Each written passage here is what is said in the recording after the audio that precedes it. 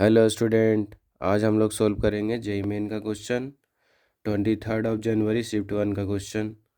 तो ये coordinate geometry का क्वेश्चन है जिसमें कि हमको एक ट्रायंगल का 3 वर्टेक्स में से 2 वर्टेक्स दिया हुआ है और तीसरा वर्टेक्स ए बी दिया हुआ है, मतलब अननोन है, और उसका एरिया दिया हुआ है 35।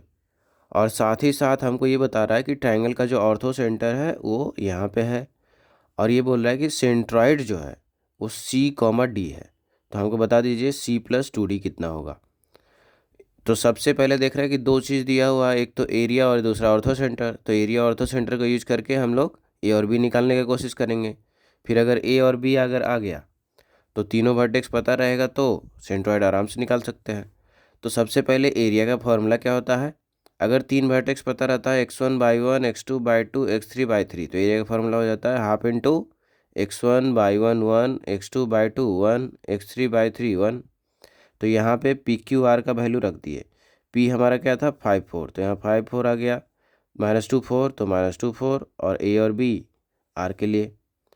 तो ये डिटर्मिनांट है। अब डिटर्मिनांट कैसे सोल्व करते हैं, तो डिटर्मिनांट सोल्व करने सीख चुके हैं आप लोग।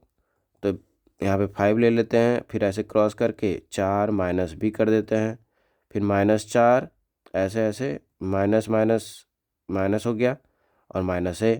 तो इस तरीके से डिटर्मिनांट सोल्व करके 70 बराबर ये आ गया।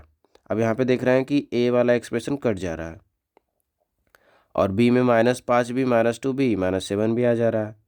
तो बी बराबर इतना आ गया, मतलब बी बराबर कितना आ गया 6। तो हम लोग ने एरिया का कॉन्सेप्ट यूज करके बी का वैल्यू निकाल लिए।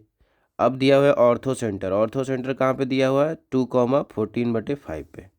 अब ट्रायंगल कैसा है, तो ट्रायंगल हम लोग ऑब्जर्व करेंगे तो एक कोऑर्डिनेट है -2,4 और दूसरा कोऑर्डिनेट है 5,4।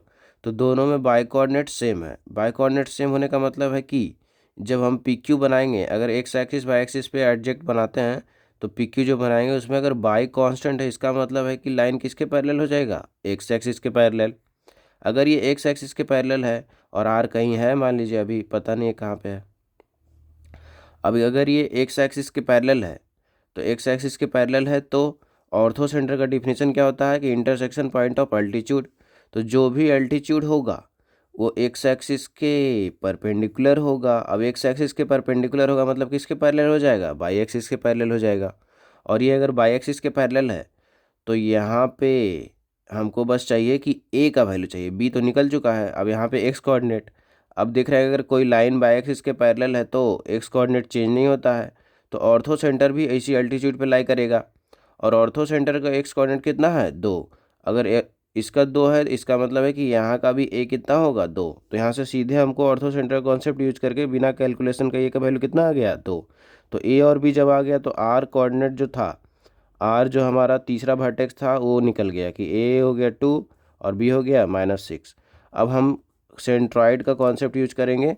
तो सेंट्रॉइड का कॉन्सेप्ट ये होता है कि अगर तीनों वर्टेक्स दिया है तो उसमें फॉर्मूला सीधे लग जाता है कि x1/1 x2/2 x3/3। तो x1 + x2 + x3/3 /1 + /2 + /3/3। तो यहाँ पे सीधे पी क्यू आर दिया हुआ था तो x1 x2 x3 /1/2/3 रख के सीधे से सेंट्रॉइड निकल गया। अब सी और डी अगर पता हो तो C+2D पूछ रहा था, तो C+2 × D रख दिए, तो फाइनल कितना आ गया C+2D 3। तो ये काफ़ी कंसेप्चुअल क्वेश्चन था, बहुत ही शानदार क्वेश्चन।